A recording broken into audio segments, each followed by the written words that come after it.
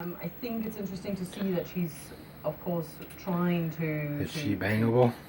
Get involved in this conversation at this point in time, 64 days before the Brexit date, with no deal that is obvious, and a lot of division in the country between Remainers and Leavers, and the question, where is the UK going? You said clock, Victoria. But do you believe that a head of state should really be making these sorts of overtures at all, despite the divisions that are going on across the political spectrum, and also just ordinary people, ordinary households, ordinary pubs? Well, I think there is some role for the Queen in situations like these, and if you look at her comments, she hasn't really made a comment going one way or the other, so I guess there's not going to be an issue with regards to that. Of course, the question is also, what does it achieve? Because we know that there's huge division within the country, and we know that well, people are getting, there's a lot of anger on both sides, because it seems to be so difficult to come to a solution. So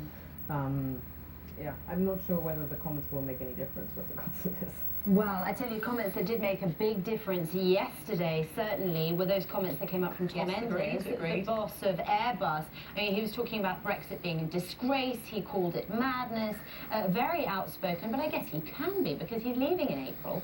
Yes, that's true, but I guess it's also, in the end, a very clear reflection of what Brexit would mean for companies like Airbus.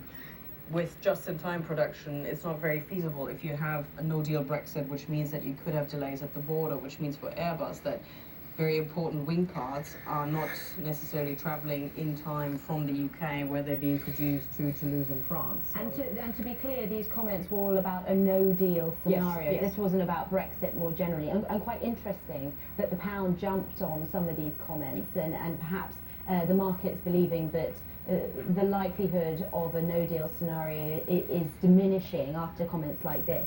Yeah, I think the perception was that very clear comments like these, especially of a company like Airbus, that has always been highlighted in the UK as a sign for successful British engineering. If companies like these are making these kind of statements, then I guess the assumption was yesterday that that would make a difference. Let's talk about the story that's in the Daily Telegraph about job security for new mothers. It's staggered to read almost half of all mothers do not take full maternity leave in Britain because of fears about their job security, and this looks like it might be extended under some government proposals.